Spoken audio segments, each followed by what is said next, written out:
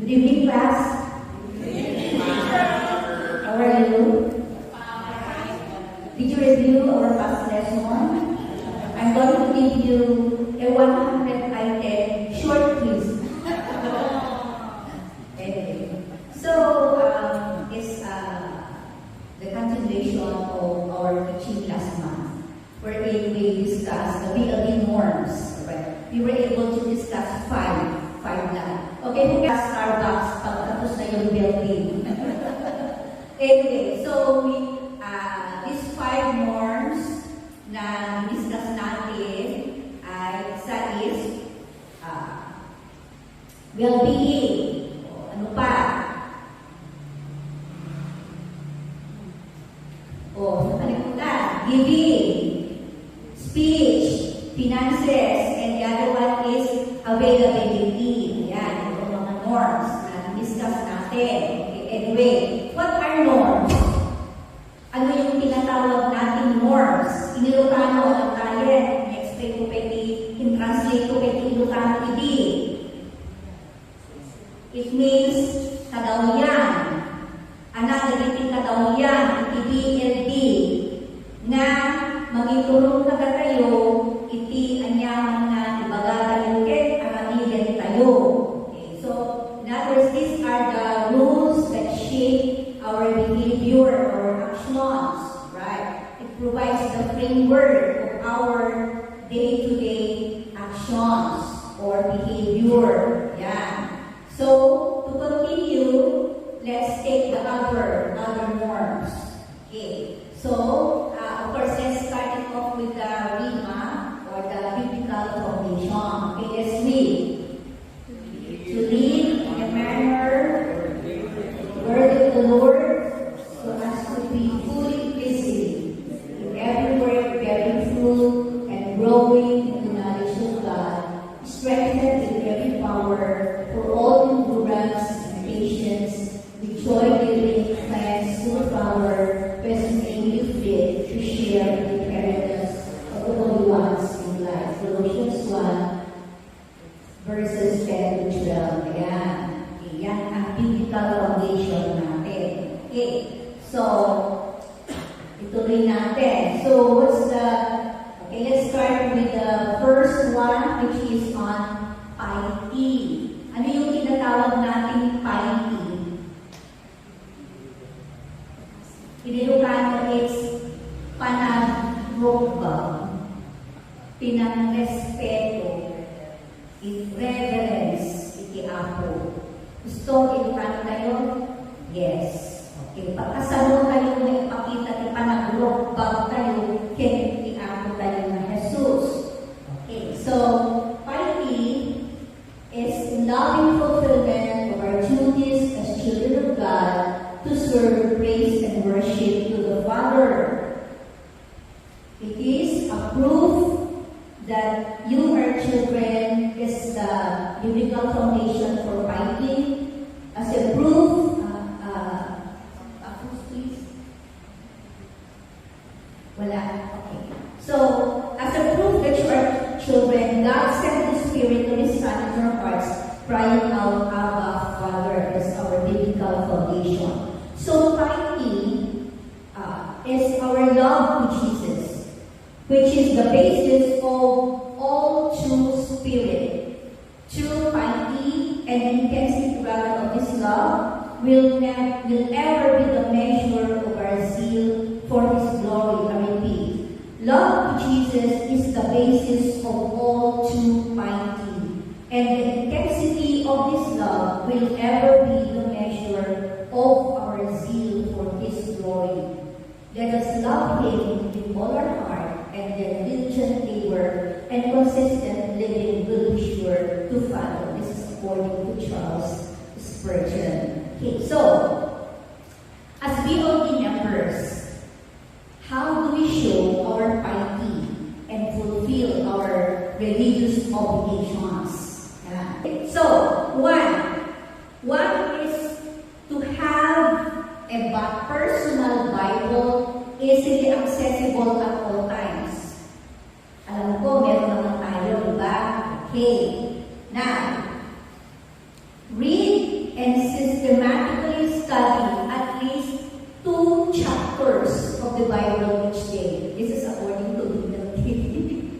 Ginagawa ba natin ito? I repeat, read and systematically study at least 2 chapters of the Bible each day. Parang aray ito Sino gumagawa nito? Sino nag-read? 2 chapters a day. Parang wala.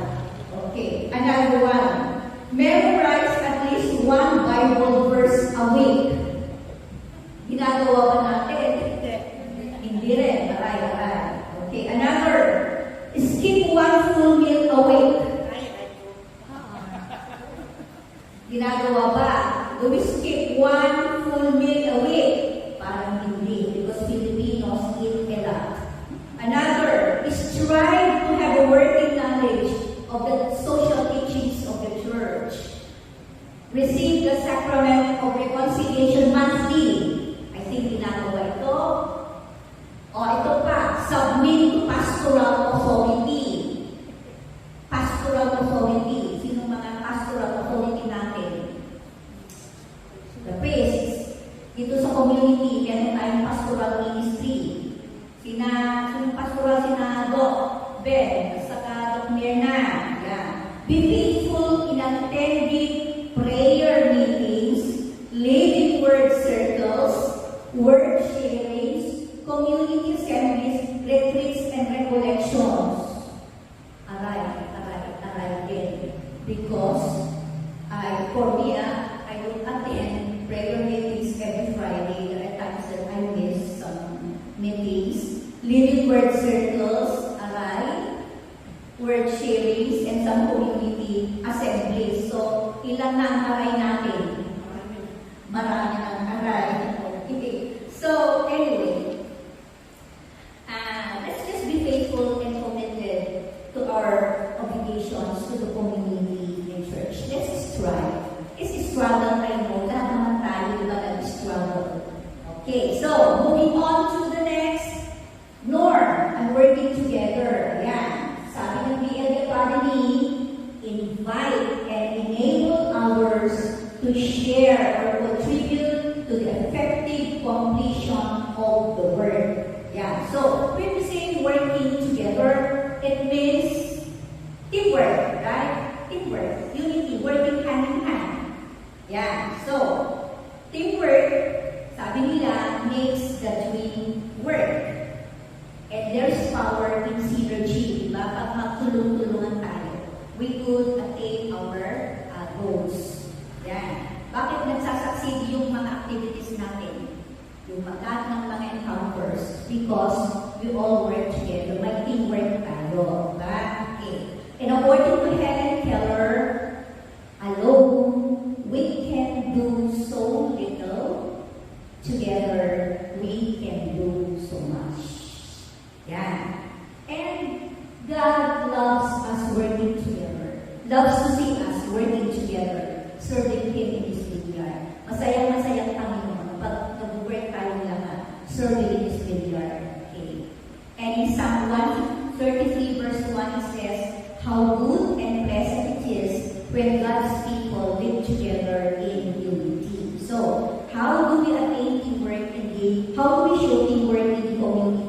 Ayan, sinabi natin kanina, okay, na we have to invite, enable others, contribute to the completion of the project, and ito pa, regard conflicts as opportunities for mutual understanding rather than division. Because, you know, there will always be conflicts, there will always be misunderstandings.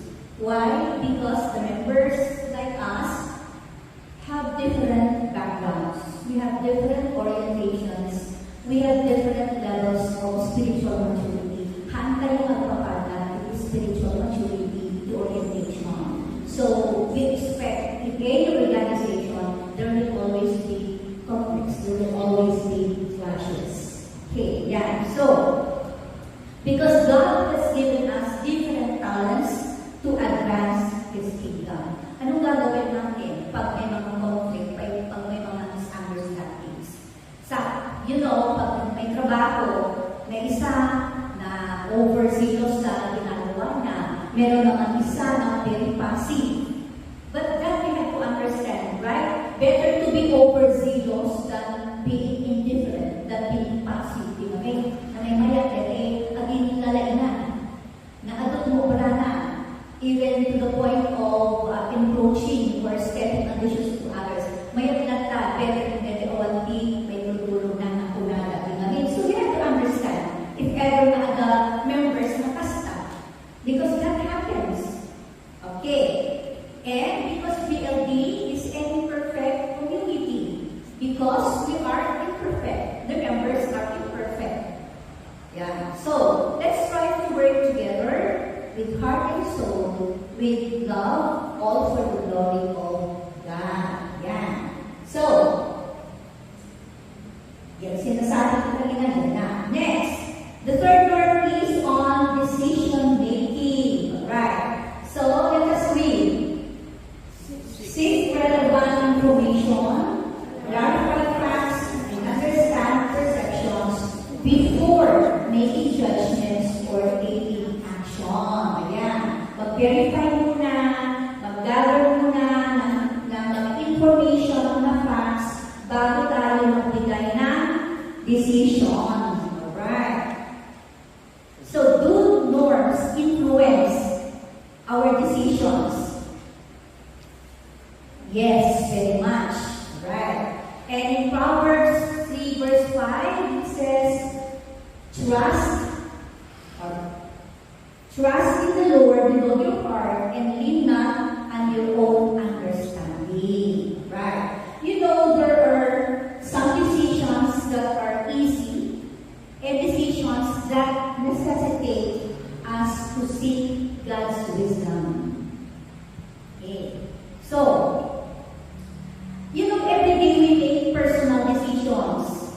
Makalang titibigan, anak nakatilutuwet kata, anak naksidahani, anak nakatipagbago, anak nakati obraya, ito opisina mi. Yan, nagiging personal decisions tayo. We make decisions, hundreds and ocean of decisions every day in our life. Right, but, and how many percent of this make us better and healthier? Manuang kami decisions na mapabintas ti biyak tayo, how many percent? Yan. And in the BLD community, who makes decisions? That? Elders. Yeah. So meron tayo sa central, yung pinaka-mataas sa org natin. And then we have, of course, our leaders, local. Yeah. So, and how do these make decisions? Sa isa? Kanya-kanya? No. Right. We believe in the principle of one heart, one mind. Ayan, one heart, one mind. Okay. And in doing so, let us accept responsibility and accountability for our decisions and actions. So whenever we make some mistakes, whenever pagkamalian tayo, accept, di ba? Ganun lang kadali. Right. Study and seek understanding of issues regarding major community decisions. Right. We study and seek understanding of issues regarding major community decisions. Ano ito pang issues sa community natin? Meron ba? Marami ba? Meron din. Meron mga issues. Hindi pwedeng wala. There will always be issues sa community natin, whether we like it or not. Pero ang maganda, yan, hindi natin binibigyan ng malis yung mga issues natin. We work together to fresh out or to iron out these issues, di ba? And we don't take this personally naman. Right? And because we believe na it's all for our good, for our improve our lives. Okay? Yan. So, because what God said, that settles it. Because God's kingdom. Ang maganda dito sa community, when we make decisions, we always seek God's wisdom. Unlike perhaps in our organizations, perhaps in our workplace, kung ano gusto natin, yung tayong boss, yun ang masusunod, di ba? Pero, yan ang difference natin dito sa community natin. We seek God's kingdom, wisdom. Yeah. So, next moving on is on married life. Yan, ako maganda ito. Openness is a community charism that must be preserved and fostered. Right. We admonish all members who are in the married state to be in the grace of sacramental marriage in the church. Yeah. So, most of us are married. Right? Happily married. Yeah. In the community, we serve together as couples. Yan ang maganda, di ba? Meron tayong tinatawag na couple power. Right? Kung wala kang couple power, ano? Single power. Andiyan naman si Lord ng couple power mo, di ba? Yes. Okay. So, meron, andyan ba? Okay. Yeah, I like that. Above all, let's read this. Above all, love each other deeply, because love covers a multitude of sins. Yeah, that's 1 Peter chapter 4, verse 8. Ayan. Love covers a multitude of sins.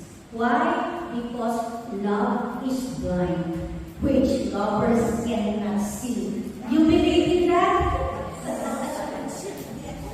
Yes, depende. Yes, alright. Yeah, pag we are in love, regardless kung anong ginagawa niya, yung basta in love ka, nakakalimutan niyo yung mga flaws niya. Diba? Ano? Una lang yan, ano? Yung ito nung pamabaybayan din. At second world war, diba? Okay, yan. Okay, yan na. So, and of course, that line resonates to everyone. Till death do us part. Tama ba yan? Oo naman. Okay. Yan, that's the message for married life. Okay, the second to the last is on fraternal correction. Yan, maganda dito. Let's read. This is the biblical foundation. If your brothers and sisters go with your out of the fold, just believe it to you. If they listen to you, you have won them over. But if they don't listen, take one or two others along, so that every matter may be established by the testimony of 2 or 3 witnesses. If they still refuse to listen, get up to the church. And if they refuse to listen, even to the church, treat them as you would check out their pastor. So, nakikita natin yung process ng fraternal correction. Ginagawa ba natin itong process? Ano yung process? Ano yung una? Yung unang step. Sabi niya, kayong dalawa lang. Yan ang una sa process. Kayong dalawa. Mag-usap kayo. Heart to heart. Man to man. Yan. Still, if he does not listen, he or she does not listen, ang gagawin mo? Take one or two others. Mga nakati, witness. Marites ka, Marites. O sige, kunin si Marites. Right. Pag hindi narinig kay Marites, kung walang epekto ang Marites, ano, gagawin? Alright, you go to the parish, you go to the church. Yan. And then, still, kung hindi makikinig sa church, ano gagawin natin? Toktokan dulo na. Okay. So, ginagawa ba natin talaga ito? In our personal life, mahirap. Parang mahirap. Right. Even sa community natin, I don't know, parang medyo, it's a struggle. Naman natin yan. Okay, so, another one says here, hey, if you are the offender, Be open to receive fraternal correction with wisdom and peace. Yeah, that's the message. And you are the offender. Kung ikaw ang nagkasala, right? Then, kung ikaw naman ang saan na yung isa pa? Wala na. Wala na. Wala na daw. Okay. So, kung ikaw naman ang na-offend, anong gagawin mo? Alright, balik tayo sa offender. Okay. Ano ang magic word? Pag ikaw na-offend, you say, I'm sorry. Pero you know, there are people who don't know how to say, I'm sorry. Meron po akong ika-observe, may mga tao, nagkikitakan sila, i-spell out, sorry. Kaya, they cannot pronounce sorry. They cannot spell sorry. It's for me, kung hindi mo marunong ang sorry, it's a reflection of pride. Lack of humility. Diba? Yes. Yeah. Although, yung iba naman, very easy for them to say I'm sorry. Diba? Kahit konting, ano na, ang siya, magsusorry. Hindi ina-accept pa rin. At least, you've done your part. Diba? Kahit hindi i-accept yung sorry mo, at least, ginawa mo kung ano dapat mo na gawin. Wala ka ng kasalanan. Diba? Yes. Siya ang may kasalanan. Diba? So, okay lang yun. No guilt feelings. Kahit hindi i-accept yung sorry mo. Diba? Pero dito sa community natin, I think, Malis. Okay,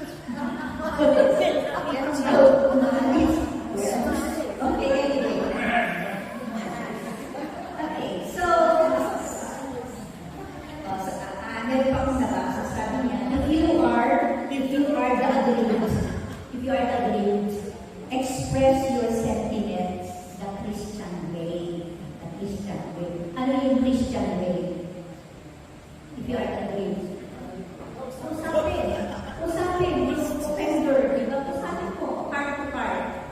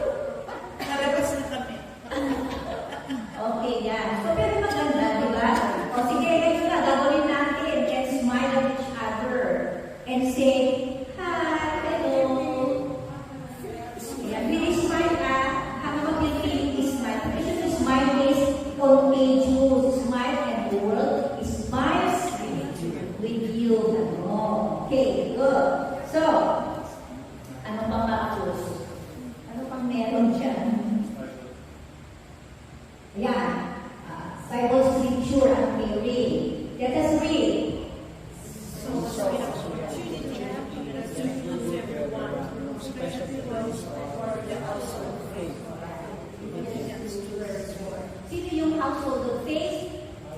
Tayo. Yan. Okay, another one. Let's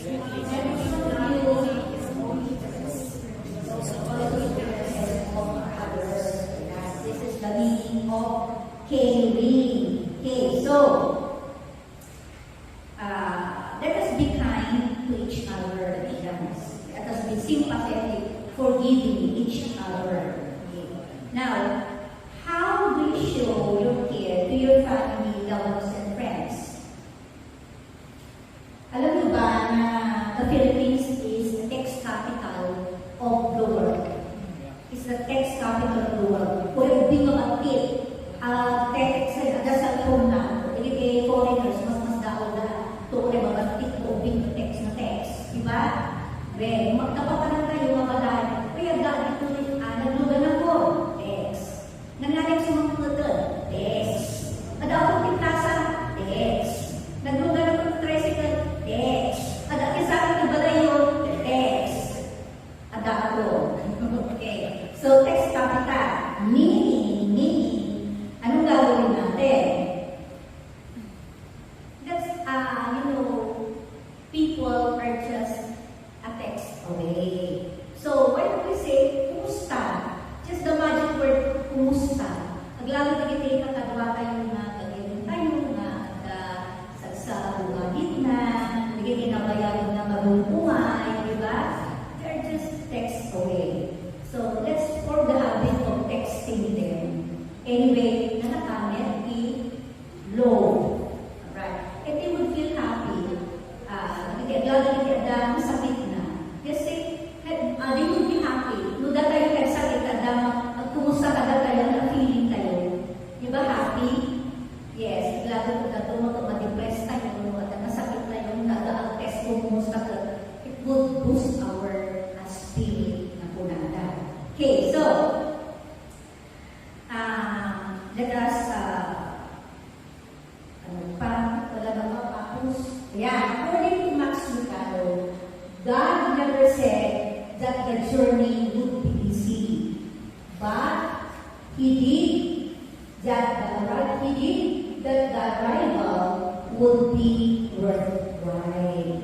Right? It's not our journey here on earth is not easy, but then it's worthwhile when we reach our final destination. Okay, and so my friends, these are the norms of the community that define our identity as PLP members. Yeah. So let us strive to follow. Let us strive to live, and the BLT way. Believe these norms. Yes. Live these norms. Let us practice these norms. Internalize these norms, and ultimately let us dedicate our life toward the Lord and His vineyard, serving Him all for the glory